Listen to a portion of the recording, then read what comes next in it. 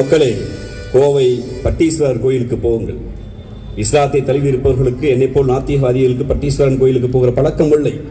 ஆனால் நெத்து நிறைய திருநீரை வைத்திருக்கிற, நெத்து நிறைய குங்குமத்தை வைத்திருக்கிற என்னுடைய அம்மாவும் மாத்தாலும் நாளை 6 மணிக்கு பட்டீஸ்வரன் கோயிலுக்கு போனால் நடைசாத்தப்படும்.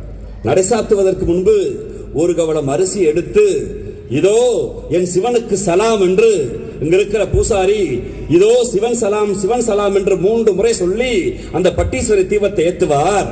அந்த சிவன் சலாமை இந்த பட்டீஸ்வரன் கோயிலுக்கு கொடுத்தது யார் தெரியுமா?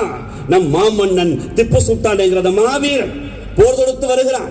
போர் தொடுத்து வருகிற போது கோட்டை கடந்து பாலக்காடுக்கு போக வேண்டும். பட்டீஸ்வரன் சிவன் கோயிலுக்கு வருகிற போது அந்த மன்னர்கள் கேட்கிறார்கள், மன்னா எங்கள் கோயிலுக்கு நில வேண்டும் என்று தான் காட்டிய நிலத்தை பட்டயம் போட்டு கொடுத்து, பட்டீஸ்வரன் கோயிலுக்கும் கோணியம்மன் கோயிலுக்கும் தண்டுமாரியம்மன் கோயிலுக்கும் நிலத்தை கொடுத்து, கோவையில் இருக்கிற பாதி நிலங்களை தான் சண்டையிட்டு மீட்ட நிலங்களை கோயிலுக்காக ஒப்படைத்த மன்னன் திப்பு சுல்தான். அவருக்கு துணையாக நின்றவர் யார் தெரியுமா?